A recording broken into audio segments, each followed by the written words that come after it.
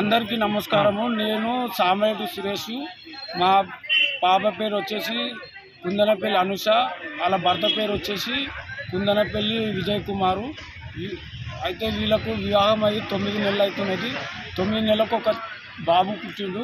బాబు పుట్టినాక పురుడు అని తీసుకుపోయారు. పురుడు అని తీసుకపోతే మా ఇంటికాడ తొలసూరు కాన్పని మా ఇంటికాడ చేపిస్తామంటే మా ఇంటికాడ చేపిస్తామని వాళ్ళ ఇంటికి తీసుకుపోయి 5 రోజులకు మా పాపను పురుట్లోనే చంపేశారు.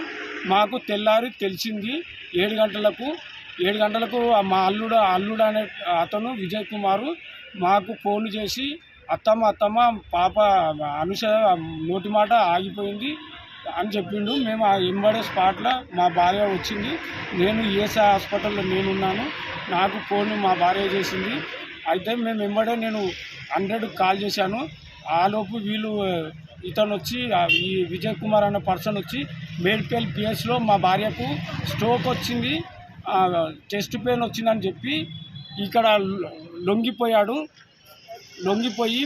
ఇక్కడ వీళ్ళు సిఐఎస్ఐ వాళ్ళకు కుమ్మక్కయ్యి వాళ్ళు ఏం చేసిరో మాకు తెలియదు. మాకు న్యాయం జరగక మేము ఇక్కడ సంప్రదించవలసింది మన సంప్రదించినాము. మాకు ఎస్ఐ సిఐ వితౌట్ మన రాచకొండ కమిషనరేట్ కూడా మేము ఒక లెటరు ఈ యొక్క కాపీ కూడా రాచకొండ కమిషనరేట్ కూడా ఇచ్చినాము.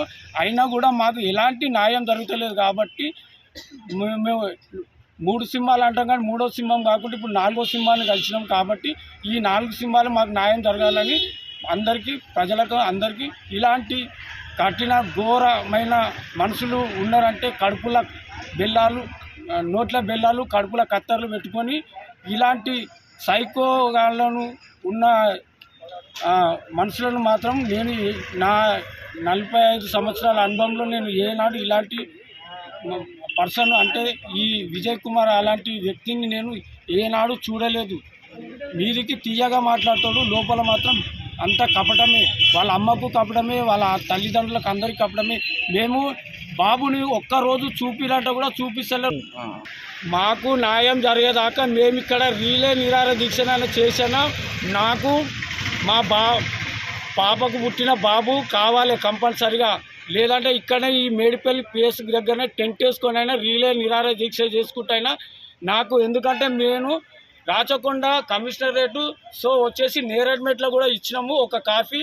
ఇంతవరకు ఇక్కడ ఉన్న సిఐ ఎస్ఐ ఎవరు యాక్షన్ తీసుకుంటలేరు. కాబట్టి నాకు న్యాయం జరిగేదాకా నేను ఇక్కడనే ఉంటాను. చరిత్ర సృష్టించినోడు ఇప్పుడు ఆ చరిత్రని తిరగరాయబోతున్నాడు. అబద్ధాల గోడల్ని బద్దలు కొట్టి నిజాలను రాగా మీ ముందుంచబోతున్నాడు. నిజమైన వార్తల కోసం వెంటనే డౌన్లోడ్ చేసుకోండి రా యాప్ని.